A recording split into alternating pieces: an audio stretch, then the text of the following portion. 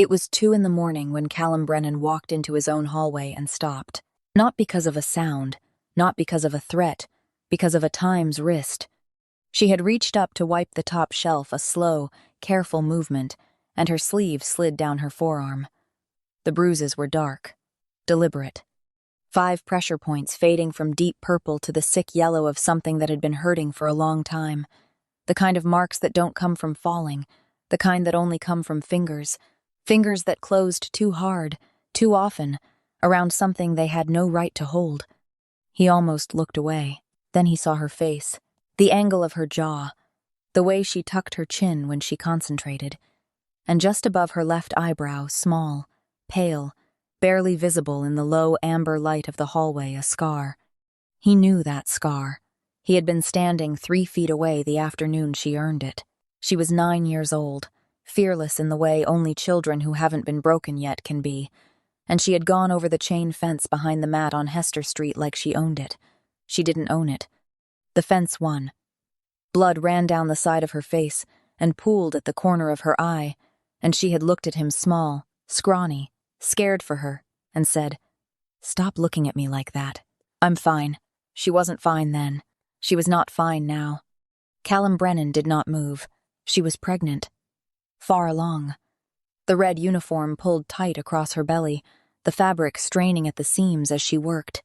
She moved the way a person moves when they are managing a pain they have decided no one gets to see. Measured steps, careful reach, jaw set. Her shoes were worn at the heel. Her hair was pulled back in a low, tight knot. Her dark skin carried the hollowness of someone who had been surviving, instead of living for a very long time. She hadn't seen him yet, and for reasons he could not immediately name, he was grateful. Because the name that surfaced in his chest in that moment, slow, like something dragged from the bottom of cold water, was a name he had not spoken in 17 years. Nola. She disappeared around the corner before he could move, before he could think, before the part of him that controlled everything had any say in what the rest of him was already feeling. He stood alone in the hallway for a long time after she was gone. The house was quiet at 2 in the morning, the way expensive houses are always quiet, deliberately, architecturally, the kind of silence that costs money. The marble floors threw back the amber glow of the sconces, and somewhere in the deep interior of the estate, a clock ticked like a metronome, counting down something no one wanted to name. Outside, October pressed against the windows. The hedges bent under the weight of it. The wind moved through the garden with a low, wordless sound, like something pacing just beyond the glass. Callum had built this life, brick by brick, from nothing. From Hester Street. From a mother whose hands cracked and bled through double shifts while he learned that the world would not come to him, that he would have to go out and take it. From crew work and cold winters and the specific kind of hunger that isn't about food, the hunger of wanting to matter, to be feared, to never again be the small kid on the corner that nobody noticed. He had learned early what sentimentality cost a man in his world. He had learned to hold his face still when things moved inside him, to speak quietly and let the silence after his words do the real work, to walk into rooms and let the room adjust to him, never the other way around. He had not built what he built by times feeling times things, but the girl on Hester Street had existed before any of that, before the suits, before the name that made men lower their eyes when he walked past. Before the estate and the marble and the empire of precision and controlled danger, before all of it, there had been a skinny girl with a gap in her front teeth who sat beside him on a fire escape on a July evening and told him, without a single ounce of pity, "You're going to be all right, Cal. I can just tell." Nobody else had told him that. Nobody else had seen him clearly enough to say it. He had not seen her since they were 12 years old. Callum did not sleep that night. He sat on the edge of his bed in the dark, his phone face down on his knee, staring at the far wall while the clock moved from 2 to 3 to 4 without him noticing. The image of her wrist wouldn't leave. Neither would the image of her belly. Neither would the image of her face, thinner than he remembered. The softness of childhood replaced by something guarded and angular. The face of a woman who had learned that being seen was the first step toward being hurt. How far along was she? 7 months? 8? Enough that every hour on her feet was a small cruelty. Enough that the weight of the cleaning caddy was something she should not have been carrying. Enough that the deliberate, painful care with which she moved told him everything about what kind of situation she was in and nothing about how she had arrived there. He turned his phone over, set it down again. The bruises. He had seen violence his entire adult life. He had sat across tables from men who had done things that would stop most people's hearts. He had ordered things done that he did not regret but did not discuss. He understood force as a language. He understood power as a necessity.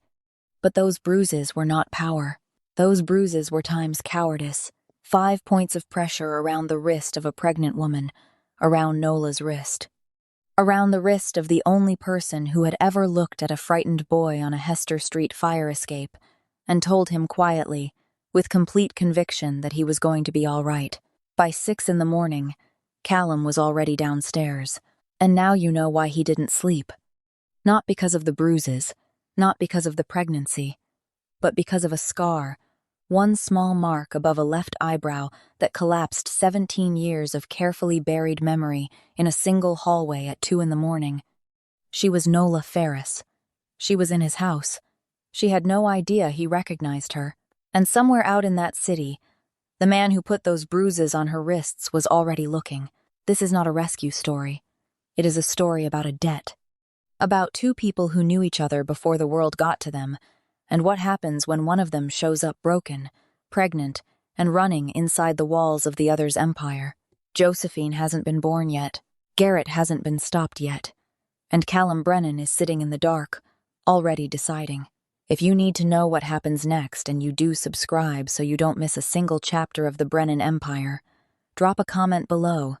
Did the scar moment get you? Because this story only gets darker and deeper from here. Chapter 2. The command.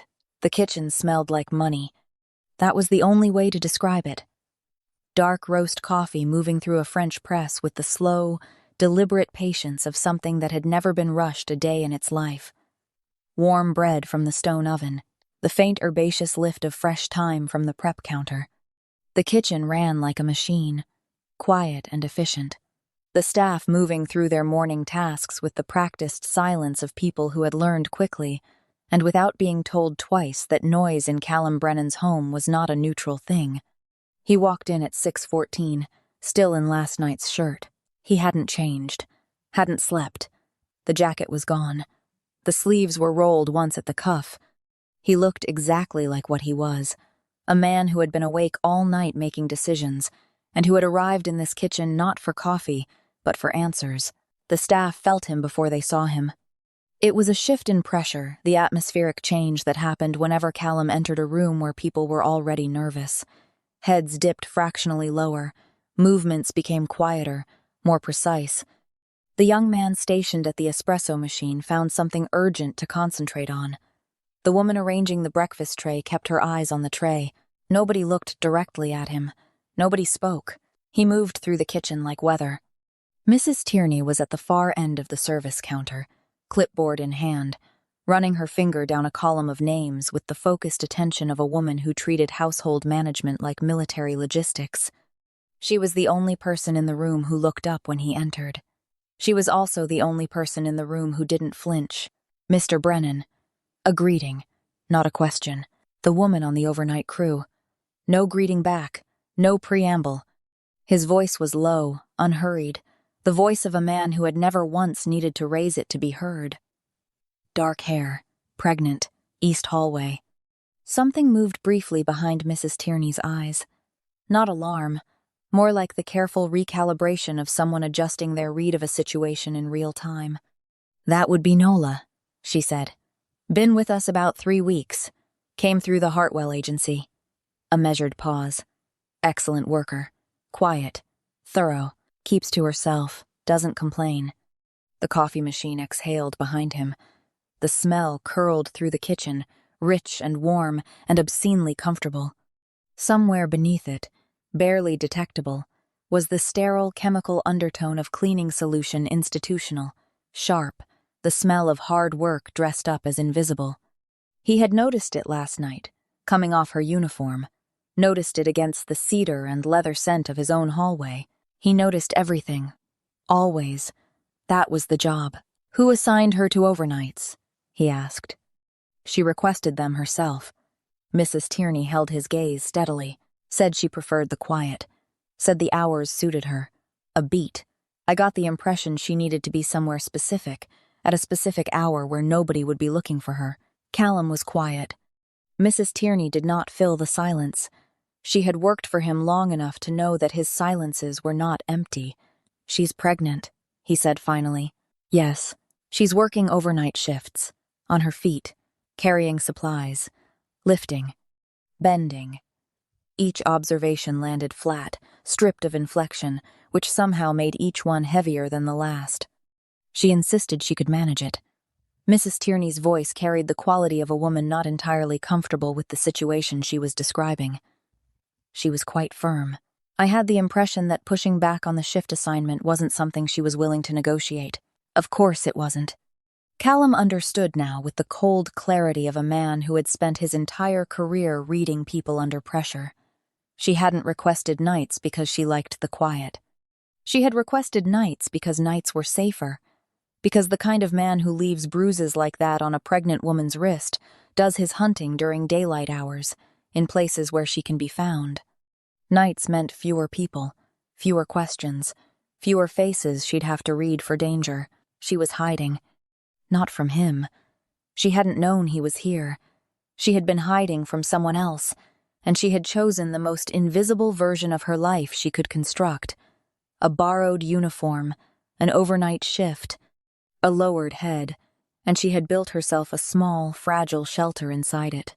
The thought settled in his chest like a coal. He set down the coffee he'd picked up without remembering he'd reached for it.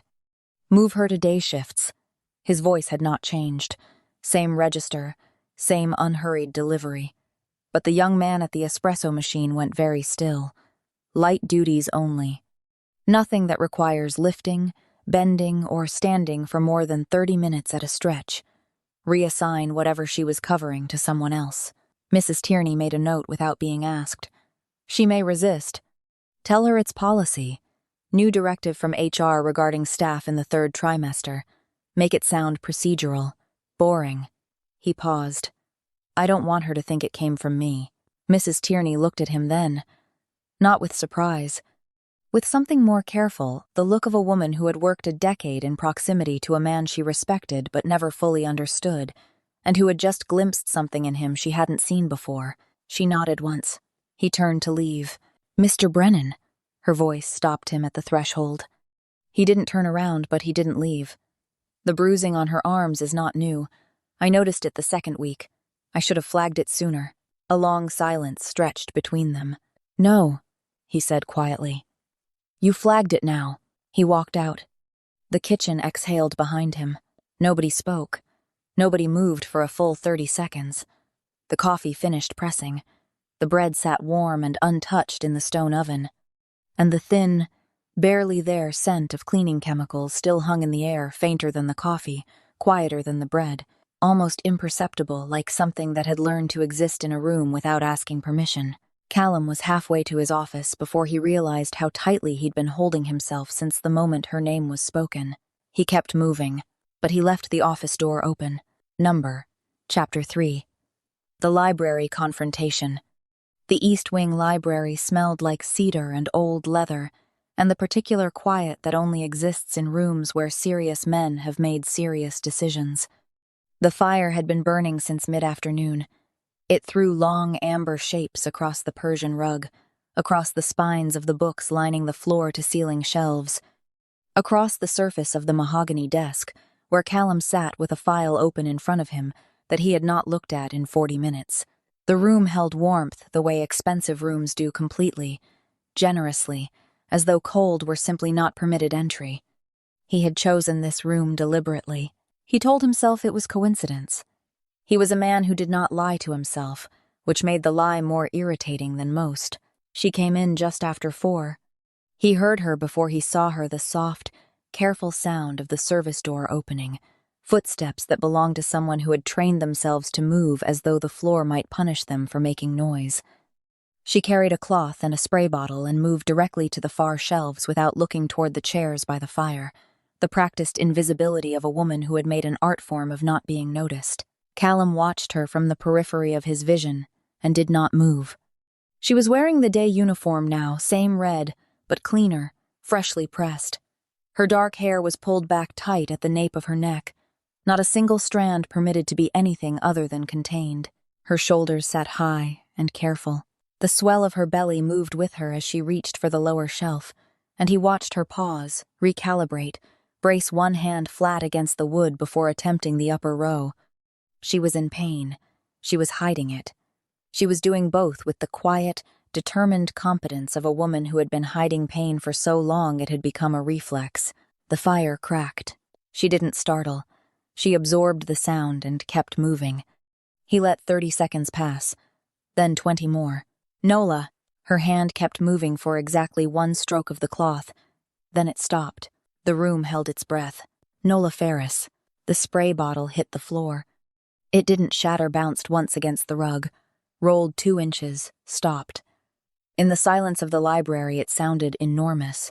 She stood with her back to him and her hand still raised toward the shelf, fingers spread, not touching anything.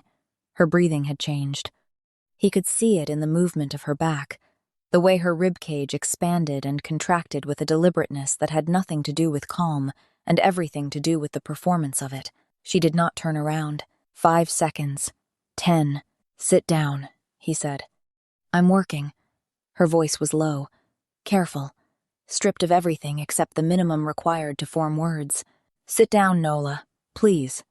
The please landed differently than the command. She felt it, he could tell by the fractional change in her posture, the almost imperceptible way her shoulders dropped half an inch before rising again. She bent slowly, retrieved the bottle from the floor, and turned around. And Callum Brennan, who had sat across from men who had killed people and felt nothing particular about it, had to work to keep his face still. She was beautiful. She had always been beautiful, even as a child, in the unself-conscious way of someone who didn't know it and wouldn't have cared. But whatever beauty she carried now existed in open war with what had been done to it. Her dark skin, deep and rich as the mahogany behind her, caught the firelight in a way that should have been stunning. And it was. Underneath the exhaustion and the wariness and the deliberate blankness she wore like armor, it absolutely was. But her face was thinner than it should have been. Her jaw was set in a way that suggested the setting had become permanent. Her eyes dark, deep-set, fringed, thick, moved across the room with the rapid, unconscious assessment of someone clocking exits. She was calculating whether she could get to the door before he reached her. The realization hit him somewhere low and quiet and terrible. She was afraid of him. She sat on the edge of the chair across the fire from his, perched, her hands folded over the swell of her belly, protective, instinctive, and she did not lean back. She sat like a woman who had decided that comfort was something she was no longer permitted to take from spaces that didn't belong to her. How long have you known? She asked. Since last night. Something moved across her face. Not relief, not recognition. Something more complicated and more painful than either of those things. I didn't think you'd recognize me. I recognized the scar. Her fingers moved briefly to the small mark above her eyebrow, a gesture so quick and unconscious it was barely a gesture at all, more like a thought that had leaked into her body before she could stop it. She dropped her hand back to her belly. The fire moved between them. The room smelled like cedar and warmth and the faint chemical undertone of the cleaning solution still on her hands. And underneath that, barely there, something softer. Something that had no business being in a conversation this careful and this charged, but that existed anyway, quiet and insistent, the way real things tend to. You should know, she said, slowly, choosing each word with the precision of a woman navigating a minefield, that no one knows I'm here. I never told anyone. If you're thinking about, I'm not. You don't know what I was going to say. You were going to ask me not to tell him where you are. His voice carried no inflection, just the flat, clean weight of a fact being laid on a table. The answer is no. I won't. Not because you asked. Because there's no version of that conversation that I'm willing to have. She stared at him. For the first time since she'd turned around, something behind the blankness shifted, just slightly. the way a door shifts when someone on the other side puts their hand on the handle without yet deciding to push. "You don't know anything about my situation," she said. "I know enough." "How?" He looked at her. At the long sleeves in a warm room, at the way she'd clocked the exits the moment she walked in, at the load-bearing stillness of a woman bracing against the weight of something that had been pressing on her for a very long time. "Nola." Her name in his mouth was not a command this time. It was something quieter than that. Something that had no clean category in the vocabulary of a man like him. "I'm not going to hurt you. I'm not going to send you anywhere. And I'm not going to ask you to explain yourself tonight." She held his gaze. The fire cracked again. This time, neither of them moved. "Then what do you want?" she asked. Callum Brennan, who always had an answer, who had built an empire on never being without one, found that the honest response required more silence than he expected. "Right now?" he said finally. "For you to stop sitting like you're about to run." Something crossed her face then. Not a smile, not quite, but the ghost of one faint and complicated and heartbreaking in the way of something that hadn't been used in a very long time. She didn't lean back. Not yet. But her hands, still folded over her belly, loosened. Just slightly. Just enough. The fire kept burning. Outside, the October dark pressed against the windows, and in the East Wing library, in the amber warmth of a room that had witnessed the private weight of one man's entire life, two people who had last known each other as children sat across a fireplace and began carefully, cautiously, with all the wariness of people who understood the cost of trust, to find their way back to something neither of them had a name for yet. The conversation that followed lasted 2 hours. When it ended, he had made her one offer. A room in the East Wing, no obligation, no questions, for as long as she needed. He had framed it as practical. She had sat with the silence of it for a long time. Then she had looked at the fire and said, quietly, that she would think about it. By morning, her answer was waiting outside his office door, a single folded note that said only, "All right. Thank you." 3 words. He read them twice, then set the note in the drawer of his desk and did not speak of it again. Chapter 4.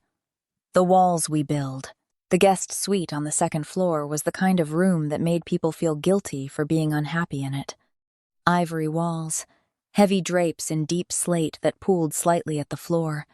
A bed so wide and so perfectly made it look like something from a magazine spread about the kind of life most people only glimpsed through glass. The bathroom held heated floors and a soaking tub and towels that had never once been anything less than immaculate. On the writing desk near the window, someone had placed a small vase of white ranunculus, not ostentatiously, not in the way of someone trying to impress, but with the quiet deliberateness of someone who had thought about what a woman in a difficult situation might need to see when she first opened her eyes in the morning. Nola stood in the center of the room for a long time after Mrs. Tierney left. She didn't sit. She turned slowly, taking in the space with the careful, measuring gaze of a woman who had learned that beautiful rooms could still be cages if someone else held the key. Her hands rested low on her belly. Her dark eyes moved across the furniture, the windows, the door, always the door, cataloging, calculating, doing the quiet arithmetic of escape that had become as natural to her as breathing. The window looked out over the garden. The hedges were neat and high. She noted that too. She sat on the edge of the bed, not in it, not with any suggestion of surrender to the comfort being offered, and unlaced her shoes with movements that were slow and deliberate and revealed. In the careful way, she bent forward and released a breath through her teeth. Exactly how much the day had cost her. Her ankles were swollen. The skin there had taken on a tightness that spoke of hours on her feet and not enough water and a body being asked to do more than it had left to give. She lay back, finally, staring at the ceiling. The silence of the room was different from the silence she was used to. It had no threat in it, no waiting. It was simply still, and that stillness, paradoxically, made her more afraid than noise would have. She had forgotten what safety felt like. And so her body, confronted with something that resembled it, did not know how to accept the gift. It kept scanning, kept listening for the footstep outside the door, the particular creak of a floorboard that meant someone was coming before they arrived. She pressed one hand flat against her belly. The baby moved. A slow, rolling shift, less kick than turn, the sensation of something getting comfortable in a space that was running out of room. "I know," Nola whispered to the ceiling. "I'm working on it." 3 floors away, Callum was looking at a monitor. He was not proud of it. He did not frame it to himself as surveillance. He framed it with the same precise, dispassionate language he applied to everything that made him uncomfortable as time's monitoring. A reasonable precaution. Standard protocol for an unknown element in a secured residence. He watched her lie down, watched her hand press to her belly, watched her lips move. He closed the monitor feed and did not open it again for the rest of the evening. That was the line he drew, with the same cold deliberateness he applied to lines in his professional life, not because the temptation wasn't there, but because he understood exactly what it meant to cross one. What he did instead was walk to the internal phone and call the kitchen. He asked for Dominique, the house nutritionist, a precise and professionally unflappable woman who had been managing the dietary requirements of his household for 4 years. "The guest in the East Suite," he said. "She's in her 3rd trimester. I need a meal plan. Iron, folate, magnesium, complex carbohydrates, nothing processed. Fresh fruit, warm food in the evening, nothing that requires effort to eat." A pause. "And ginger tea, have it outside her door by 8. Dominique did not ask questions. She never did. He set the phone down and stared at the wall for a moment, with the expression of a man having a quiet argument with himself about something he had already decided. He was not going soft. He was paying a debt. That was what he told himself. It was the door that broke her. Not metaphorically, not slowly. It was a specific door, at a specific moment the heavy service entrance at the end of the 2nd floor corridor, caught by a draft at precisely the wrong second. Swinging hard on its hinges and slamming into the frame with a sound like a gunshot. Nola was in the hallway. She had been walking back from the small sitting room at the end of the corridor where she'd spent the morning reading an activity missus. Tierney had encouraged with the energy of someone following careful instructions when the door went. And Nola did not simply startle. She times dropped. One arm came up across her face, the other wrapped around her belly. She hit the wall with her back and slid down it before her mind had caught up with her body, already crouched, already making herself small, already doing the thing a person does when they have learned. Through repetition and pain, that loud and sudden means time's incoming. It took her 4 full seconds to understand where she was. It took her 2 more to straighten. She stood up slowly, smoothed the front of her dress with hands that were not entirely steady, and looked down the hallway in both directions. Empty. Just the corridor. Just the light from the tall windows falling in long, pale rectangles across the floor. Nobody had seen her, except Callum had. He had been coming up the back staircase when he heard the door go. Had rounded the corner in time to see the whole of it. The arm, the wall, the crouching. The 4 seconds of complete animal terror on the face of a woman who was 8 months pregnant and standing in a carpeted hallway where nothing had ever once threatened her. He stopped walking. She didn't see him. She had already turned away, already reassembling herself, spine straightening, chin lifting, the careful reconstruction of composure that she had clearly performed so many times it had become automatic. He stood very still and said nothing. Because in that moment, watching her put herself back together piece by piece, with the quiet, exhausted efficiency of a woman who had been doing it alone for a very long time, Callum Brennan understood something with the cold, absolute clarity of a truth that cannot be unfelt once it arrives. She was not just hiding. She was not simply on the run, or in trouble, or caught in a bad situation that time and distance might resolve. She was waiting. Not consciously. Not with any particular plan or resignation, but somewhere beneath the composure and the careful movements and the locked-down expression she wore like a second uniform, somewhere in the part of her that had already absorbed too much and still kept going some. Fundamental part of Nola Ferris had stopped expecting to survive this. She had stopped expecting to come out the other side. He watched her walk away down the corridor. Her shoulders were straight. Her step was even. She carried herself with a dignity so hard one it made something in his chest constrict like a fist closing. He stood in the hallway for a long time after she turned the corner. Then he took out his phone, scrolled to a contact listed under a single initial, and typed his message. Someone is hunting her. I need to know who.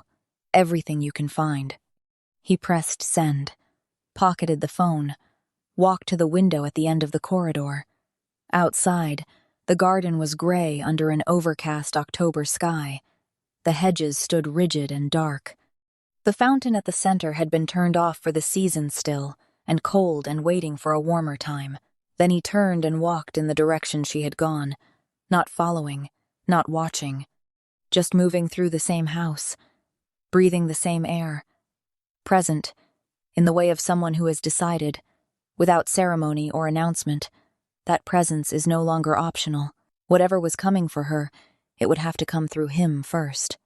He had decided that in the hallway, in the space of 4 seconds, watching her fold herself against a wall, he did not revisit the decision. He never did. Chapter 5. The name of the monster. It started with the sleeves. Callum noticed them the way he noticed everything without appearing to, without making it a moment, filing it away behind a face that revealed nothing. It was after 10. The house had settled into its nighttime register, the staff long gone, the corridors quiet, the estate breathing slowly in the way of large old buildings that have absorbed decades of human weight and learned to carry it without comment. He had found her in the smaller sitting room adjacent to the library.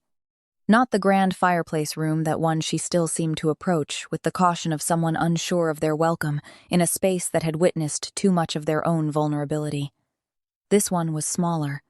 A love seat in deep burgundy, a side table, a fireplace scaled to the room rather than the ego, throwing soft, contained warmth. She was sitting with her legs tucked as far beneath her as the pregnancy allowed, a cup of ginger tea going cold on the table beside her, a book open in her lap that she was not reading. She looked up when he entered. She didn't close the book or shift to indicate she was about to leave. That was new, small, but he noted it the way he noted everything about the incremental degrees by which she had begun to allow herself to occupy space without preemptively apologizing for it. He sat in the chair across from her. Not close.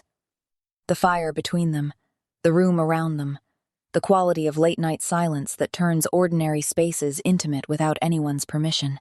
She was wearing long sleeves. She had been wearing long sleeves every day since she arrived. In a heated house, in rooms where the fireplaces burned warm and constant. He had not commented. He would not comment tonight. But his eyes moved once controlled, brief to her wrists where the fabric ended just past the heel of her hand, and something in him tightened by a single, almost invisible degree. You can't sleep, he said. I sleep fine. The tea's cold. You've been sitting here for 2 hours. She looked at the cup. Something crossed her face, the complicated expression of a woman recalibrating the awareness that she was in a house where someone noticed things. Old habit, she said. I used to sit up late. It was safer, sometimes, than sleeping. The fire moved. Neither of them spoke for a moment. The word times, safer times, sat between them and did not need to be examined aloud to be understood. Tell me about him, Callum said. Her hands tightened in her lap. No. Nola. I said no. Her voice was even. Not brittle, not frightened, just closed. The voice of a woman who had learned that speaking a name aloud sometimes made the thing more real, more capable of reaching across distance to find her. He didn't push. He leaned back and looked at the fire and waited with the patience of a man who understood that silence, applied correctly, was more effective than any question. 3 minutes passed. The fire settled. A log shifted and threw a brief cascade of sparks upward and died back to amber. It didn't start the way you'd think, she said. She wasn't looking at him. She was looking at the fire, her dark eyes reflecting it, the light moving across the deep warmth of her face in slow, rolling waves. Her hands had loosened. One rested now on the curve of her belly, the other on the arm of the love seat, open-palmed, as though she had decided unconsciously, provisionally, that she did not need to be a closed fist tonight. "It started with everything," she said. "He was attentive. He noticed things. What I ate, what I liked, when I was tired before I said it. I thought that was love. I didn't understand yet that there are men who pay that kind of attention because they're building a blueprint." A pause. By the time I understood what it was, I was already inside it. Callum did not move. "The first time he hurt me, he cried more than I did." Her voice was flat in the way of a woman narrating events she has dissociated from in order to survive them. "He was so sorry, so devastated. I spent that night comforting him." A short, humorless breath. "I was so deep in it I couldn't see the shape of it from the inside." "How long?" Callum asked. 2 years before it became consistent." She pulled the sleeve of her left arm down slightly, an unconscious gesture, then stopped. "Let the fabric sit." Did not pull it back. "There was a bruise on my hip once that lasted 6 weeks. 6 weeks. I wore it like a secret. I had learned by then to wear all of it like a secret." She looked down at her belly. "And then I found out I was pregnant, and I understood that I was going to have to choose between the secret and her life, so I ran." The room was very still. Callum had not moved once during the telling of it. His hands were relaxed on the arms of the chair. His face was composed. His breathing was even and slow and entirely deliberate, the breathing of a man applying significant internal force to the maintenance of a surface that had no intention of breaking. Below that surface, something was happening that had no clean name in the vocabulary of controlled men. "His name," Callum said. "Not a question." She hesitated for only a moment. "Garrett Hale." The name landed in the room, and Callum let it sit there without touching it. He filed it in the part of his mind where things were stored under permanent headings. Then he picked up his phone, sent Sullivan a single follow-up message times. "The name is Garrett Hale. Everything times," and set the phone face down without another word. Then he was quiet for a very long time. Not the quiet of a man with nothing to say, the quiet of a man who had too many options and was narrowing them to the one that would be most complete. The fire cracked. Outside, the October wind moved along the window glass. Nola watched him with the careful attention of a woman who had learned to read the silences of dangerous men and who was attempting, now, to read this one. She found she couldn't. He was not angry in any way she recognized. There was no shift in temperature, no particular stillness that preceded violence the way she had learned to feel it coming. This was different. Something colder and more deliberate, and in many ways more frightening than anger, because anger was chaotic, and chaos had edges you could sometimes navigate. This had no edges. Callum. His name in her mouth for the first time. She hadn't meant to say it. It had simply arrived, propelled by something that bypassed her better judgment entirely. He looked at her, and what she saw in his face was not rage. It was resolution, complete, absolute, immovable, the expression of a man who has just made a decision he will not revisit, dressed up in perfect calm. "You're safe here," he said. 3 words. No elaboration, no performance. She held his gaze across the fire and felt, against every instinct she had carefully built and maintained over 2 years of survival, something in the locked interior of her chest shift half an inch toward something she had stopped allowing herself to believe in. She looked back at the fire. Her sleeve stayed exactly where it was. But for the first time in longer than she could accurately remember, the weight she had been carrying alone felt fractionally, dangerously, with every reason for caution still intact, like something she was no longer carrying by herself. Chapter 6. The Gathering Storm. The full file arrived at 7 the following morning. 34 pages, encrypted, delivered through a channel that did not exist on any network a federal agency could touch. Callum read it at his desk with a cup of coffee that went cold before he reached page 6. By page 11, his hand had stopped moving. By page 19, he understood the full geometry of what Nola had survived. The prior complaints, 3 of them, across 2 states, filed by women whose statements read with the exhausted, careful language of people who had already stopped expecting to be believed. The dropped charges, the legal gaps that Garrett had slipped through with the practiced ease of a man who understood how to use the system's patience against the people it was supposed to protect. By page 27, he understood that Garrett Hale was not a man in the grip of uncontrolled impulse. He was deliberate, methodical, the kind of dangerous that wore a pleasant face in rooms with witnesses. Page 31 stopped him entirely. Current location: New York City. Arrived 6 days ago. Known to have visited 3 domestic staffing agencies in Manhattan, inquiring about a pregnant black woman, mid to late 20s, recently placed in private household employment. Showed a photograph. Identified himself as her husband. Callum closed the file. He sat with the silence for exactly 30 seconds. Then he picked up the phone and called his head of security, a man named Reeves, who had spent 12 years in a profession that did not appear on his tax returns, and spoke for 90 seconds. When he was done, Reeves was also done asking questions. The guard rotation doubled within the hour. The gate codes were changed. 2 additional men were positioned on the street approach in plain clothes, indistinguishable from pedestrians unless you knew what to look for, which most people did not. Callum met Reeves in the foyer before the morning briefing.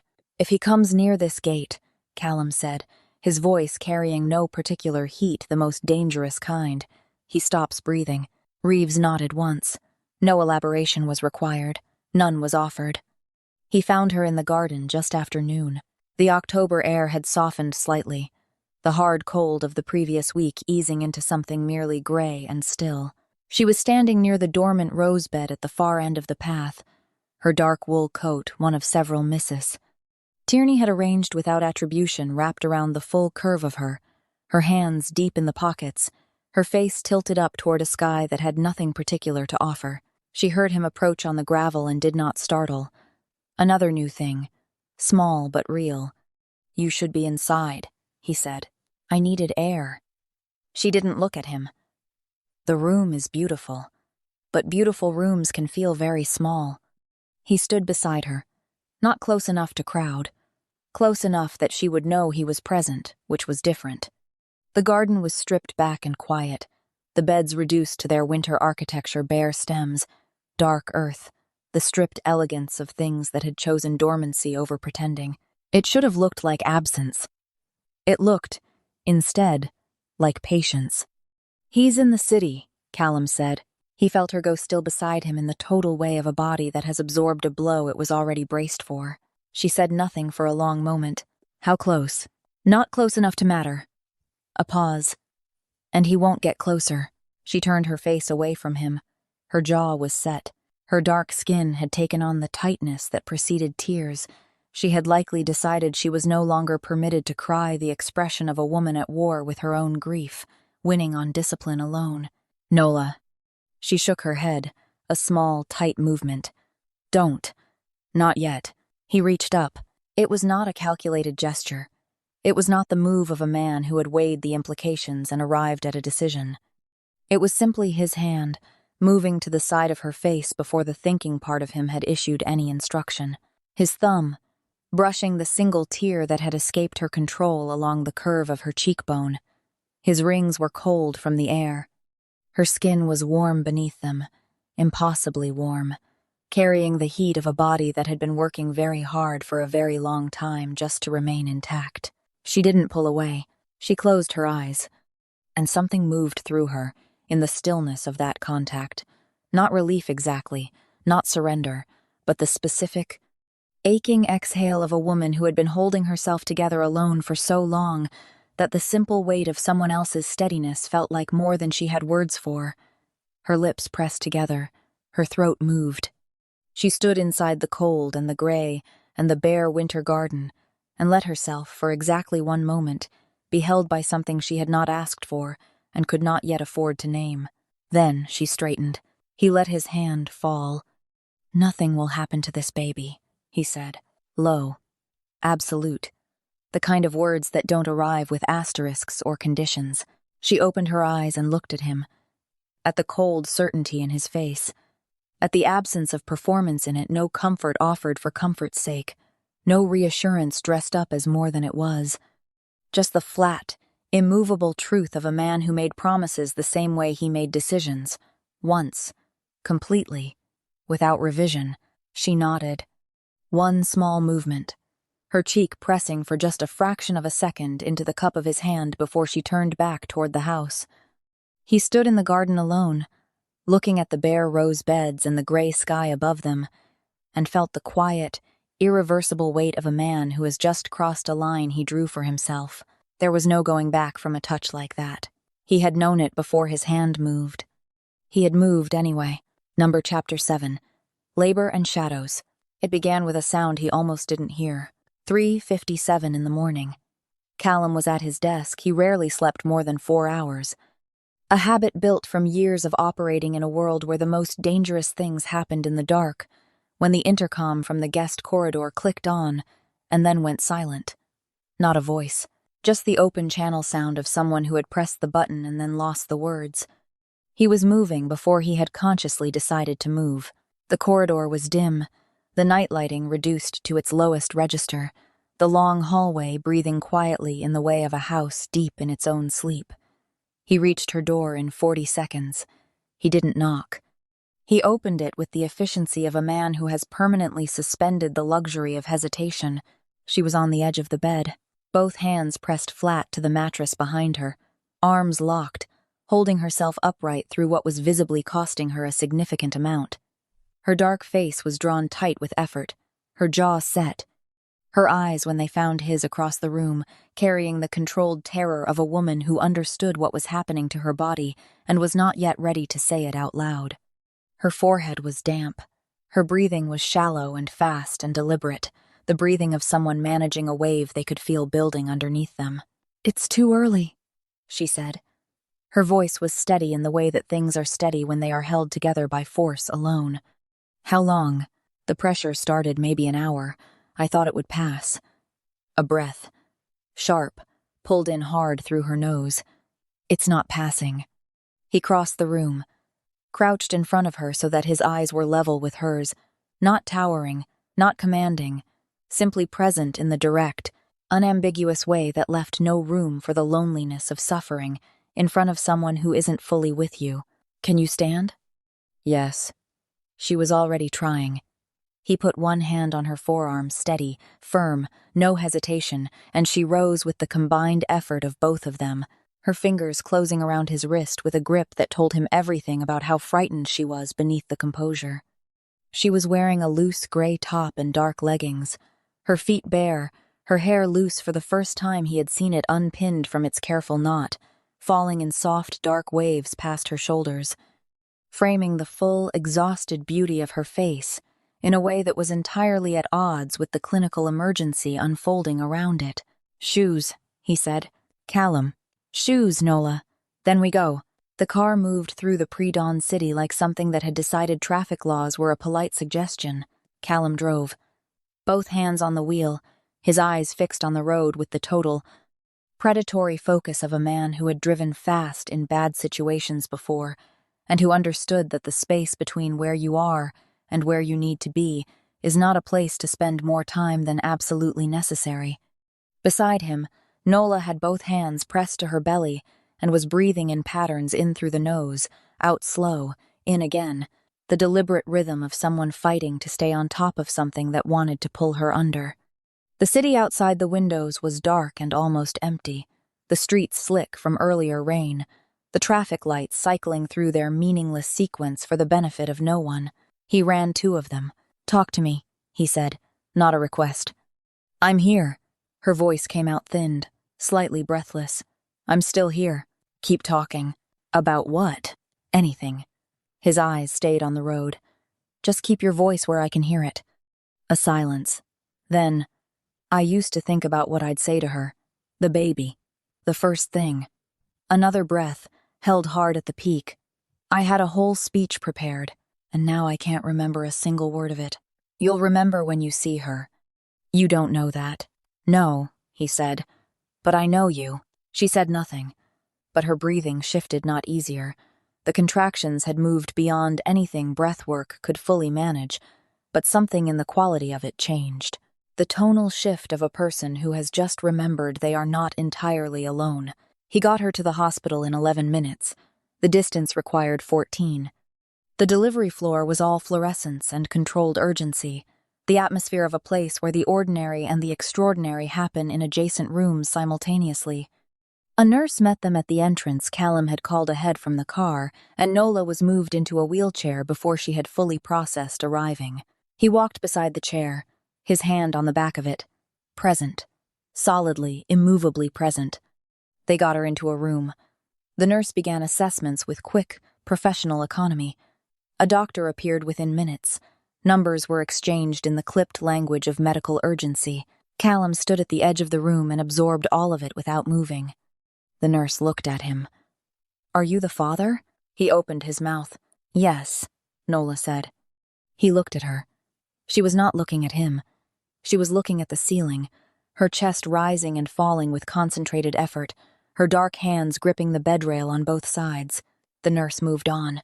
Callum moved to the side of the bed. "You don't have to stay," Nola said. The words cost her. He could hear it in the spaces between them. "I know. I mean it. I've done harder things alone." "I know that too."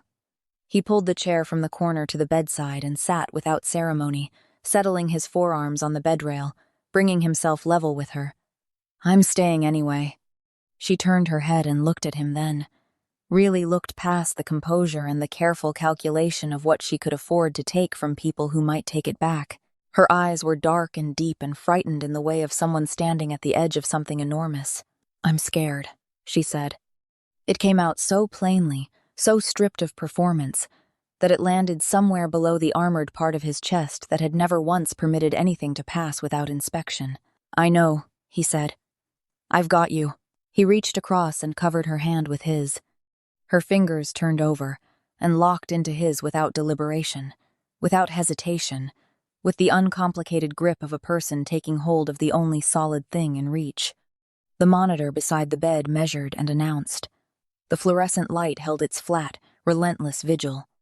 Outside the window, the city was beginning its slow, gray arrival into morning, the sky lightening in increments too small to name, the dark bleeding out of it degree by degree. He held her hand through all of it, through the contractions that came harder and faster and dragged sounds from her that she had clearly never intended anyone to hear. Through the moment, the fear on her face sharpened into something beyond fear, something raw and more primal, the expression of a woman doing something at the absolute limit of her body's capacity and choosing, in spite of everything, to keep going. He did not look away. He had seen blood in the streets. He had sat with dying men and felt nothing but the cold arithmetic of outcome. He had believed, for most of his adult life, that the capacity for a particular kind of feeling had been burned out of him early and permanently, a casualty of the life he had built and the man that life had required him to become. He had been wrong. The cry, when it came, was small, warbling and indignant and absolutely, devastatingly alive. A moment later, the doctor looked up. "She's healthy. Strong lungs, good color. You have a daughter." Callum Brennan sat in a plastic hospital chair in a fluorescent delivery room at 4:41 in the morning and felt something in his chest come undone in a way it had never once been fastened before. He sat very still and said nothing, and kept his face composed with every instrument of control he possessed. But his hand, still wrapped around Nola's, tightened, and she felt it. Chapter 8. The Legal Execution. People who knew Callum Brennan assumed that when he finally moved against someone, there would be blood. It was a reasonable assumption. He had built his name in a world where problems were solved with finality, where the most efficient resolution was frequently the most permanent one, and where the men around him understood that his patience, when it finally expired completely. His reputation was not accidental. It had been constructed with the same deliberate precision he applied to everything else, each decision a brick, each outcome a wall, until the structure of what people believed about him became more useful than any weapon. So, when Sullivan delivered the 34-page file, the people in Callum's orbit who knew something was in motion assumed they understood what kind of motion it was. They were wrong. Callum had read every page with the flat, absorbed attention of a man building a case, not a coffin. The prior complaints, the dropped charges, the 3 women who had reported and been failed and eventually gone quiet the way people go quiet when the system teaches them that speaking costs more than silence. And by the time he reached the final page, he had understood something with cold, strategic clarity. Garrett Hale did not need to disappear. Garrett Hale needed to be times destroyed. Methodically, publicly, in a way that could never be appealed, expunged, or quietly revised by a sympathetic judge 18 months down the line. Death was too fast. Death left no record. Callum wanted a record. He called a woman named Patricia Voss at 7 in the morning, 3 days after Josephine was born. Voss was a former federal prosecutor who had spent 11 years turning the architecture of the law into a precision instrument, and who now operated, in her private capacity, at the intersection of legal strategy and the kind of influence that never appeared in court filings. She was not cheap. She was not warm.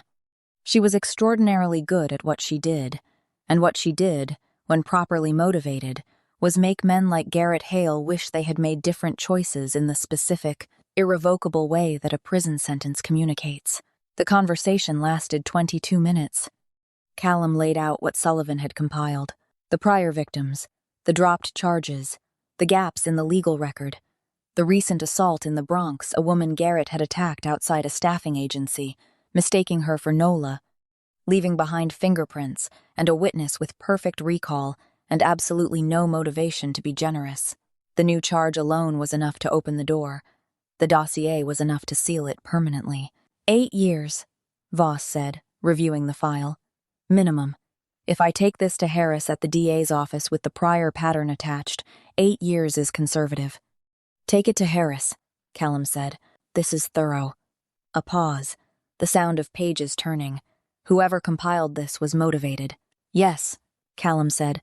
They were. He hung up and sat in the quiet of his office and looked out at a November morning that had arrived pale and clean. The city below it, moving through its ordinary business with the blameless indifference of a world that did not know what was about to happen to Garrett Hale in a motel room off the I-95 corridor at 6:45 that evening.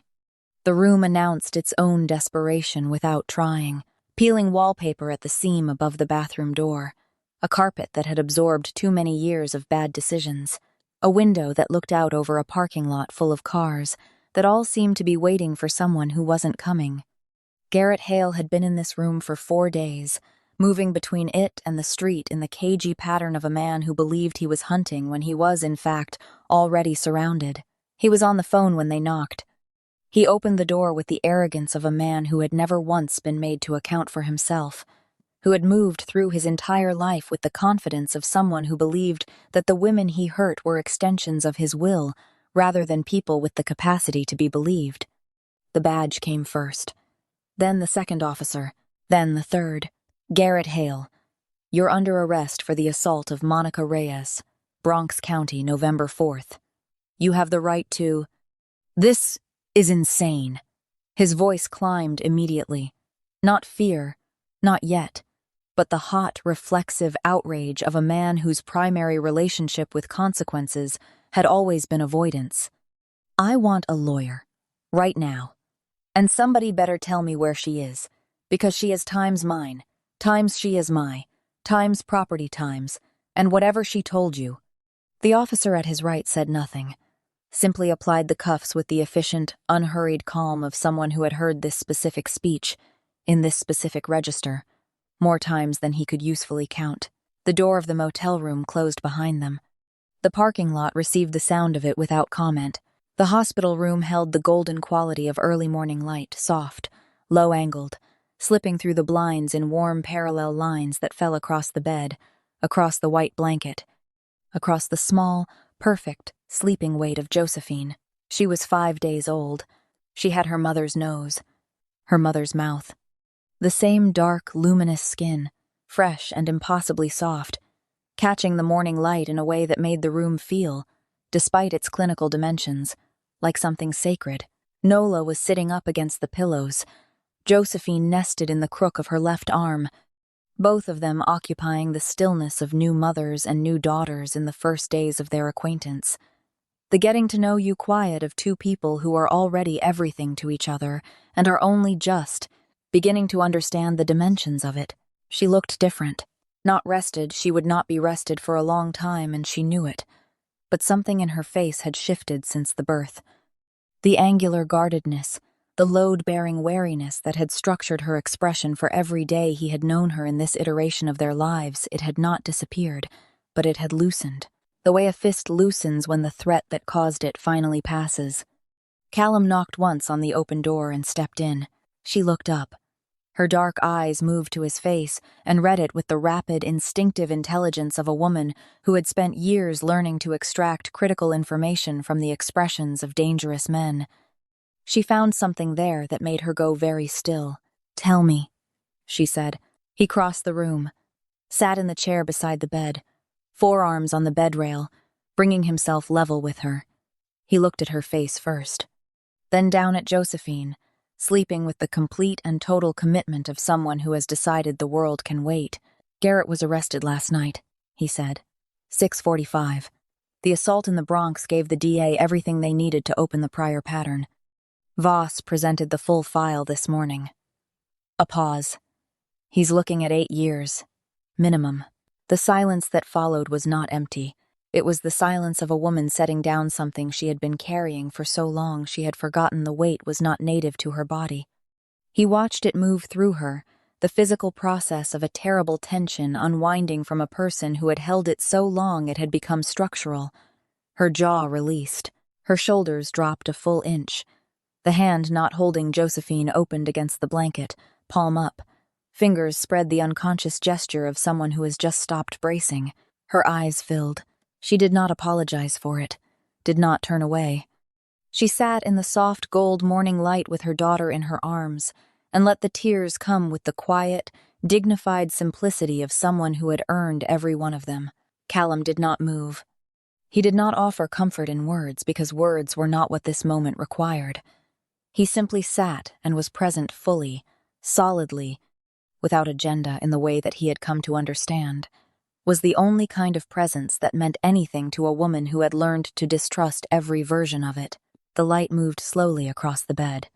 Across Josephine's face, the small, perfect architecture of it, new and unmarked, and entirely unaware of the war that had been fought in the weeks before her arrival, to ensure that she would open her eyes into safety rather than fear.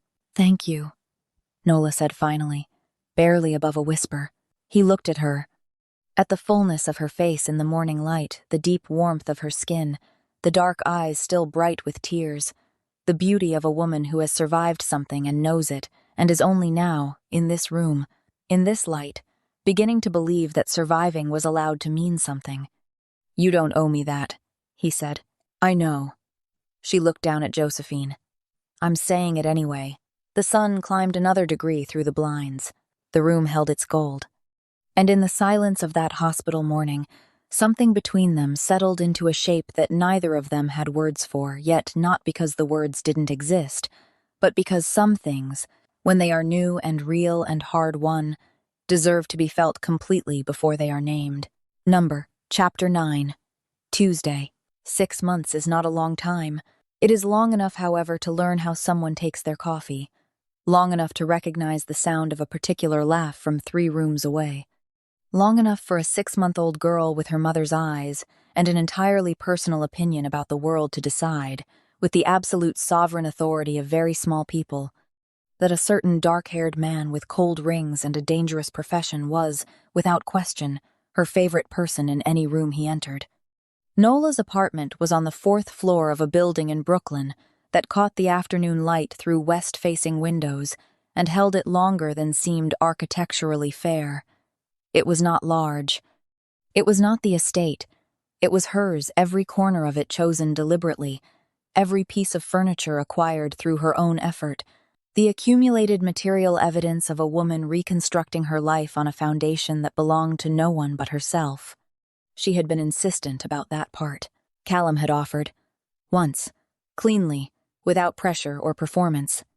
She had looked at him with the steady, dark-eyed directness that he had come to understand, meant she had already considered the offer from every angle and arrived at her answer before he finished speaking. "No," she had said, not unkindly, "but thank you." He had not offered again. He respected the architecture of what she was building too much to put his name on it. Some things needed to be entirely a person's own, and he understood in the way of someone who had also built something from nothing and knew what it meant to own it completely, that this was one of those things.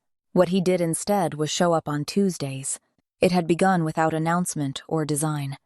The first Tuesday, 3 weeks after she moved in, he had arrived with a flat-pack bookshelf whose instructions he had regarded with the quiet contempt of a man accustomed to problems with cleaner solutions. Nola had stood in the doorway of the living room, Josephine on her hip, and watched him lower himself to the floor with the assembly guide and a look of focused displeasure that she found, for reasons she did not immediately examine, extremely funny. "You've run an empire for 15 years, she said. "Empires don't come in flat packs. There are pictures. The pictures are abstract." She had sat on the floor beside him, Josephine installed in the bouncer in the corner, presiding over the proceedings with the serene authority of someone who had been consulted and found it satisfactory, and they had assembled the bookshelf together with a combination of her practicality and his determination, and a running disagreement about the orientation of the bracket on panel D that lasted 40 minutes and resolved ultimately in her favor. The bookshelf stood slightly crooked. Neither of them mentioned it. He came back the following Tuesday, and the one after that.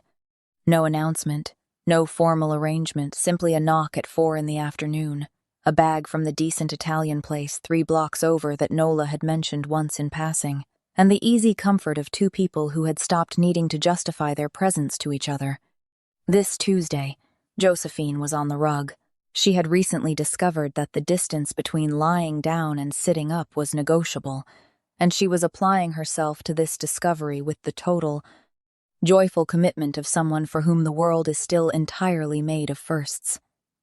She sat in a patch of late afternoon sun, the light falling across her dark, perfect face, her small hands fisted in the rug, her expression one of deep personal satisfaction at her own achievement, and periodically looked up to confirm that her audience was paying appropriate attention. Callum was on the floor 3 feet away, watching her with an expression he did not bother to compose into anything other than what it was. Nola stood in the kitchen doorway with 2 cups of coffee and allowed herself, briefly, to look at them both without being observed. At Josephine in her pool of afternoon light. At Callum, this man who moved through his world like weather, who made decisions that altered the trajectories of people's lives, who had built something vast and dangerous, and entirely his own, from the raw material of nothing, sitting on a Brooklyn apartment rug, in a good suit that he had stopped worrying about the moment he sat down, watching a 6-month-old girl attempt to master gravity. Something moved through her chest, warm and complicated and real. She brought the coffee in and sat beside him, close enough that their arms nearly touched, and they sat together in the afternoon quiet, watching Josephine conduct her research. "She's going to walk early," Callum said. "She's going to do everything early." Nola watched her daughter shift her weight experimentally, wobble. "Correct. She has opinions. I noticed. She has your face when she's annoyed at something." He looked at her. "She's 6 months old." "I know what I see." He was quiet for a moment. Then, almost imperceptibly, the corner of his mouth moved. Josephine looked up then, located him with the unerring accuracy of a small person who had catalogued exactly where he was in the room at all times, and held out both arms in his direction, with an expression that contained no ambiguity whatsoever. He reached over and lifted her without hesitation, the action easy now, practiced, belonging to the long list of things he had learned about this child in 6 months of Tuesdays. She settled against his chest with the complete, trusting weight of someone who had decided, through her own infant empiricism, that this was a safe place to be heavy. Then she reached up. Both small hands found his face. She held it with the earnest, slightly imprecise grip of someone for whom fine motor skills were still a work in progress, and looked at him with dark eyes that were entirely her mother's. "Stay," she said. It was her 4th word. The first 3 had been mama, no, and inexplicably times hot, deployed near the stove with an accuracy that had startled everyone present.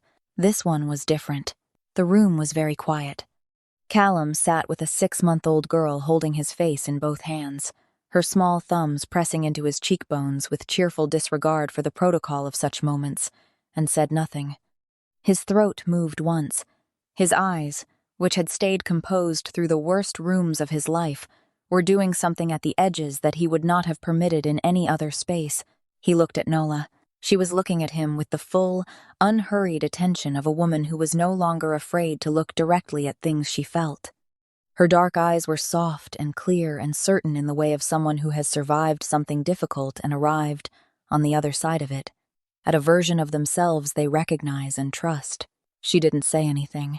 She didn't need to. He looked back at Josephine, at her patient, waiting face, at the small hands still framing his like she had already decided the matter, and was simply waiting for the administrative portion of the process to catch up. "Okay," he said quietly. "I'll stay." Josephine appeared satisfied. She released his face, grabbed his collar instead, and leaned her forehead against his jaw with the total, unconscious trust of someone for whom safety was not a concept but a person. Nola picked up her coffee.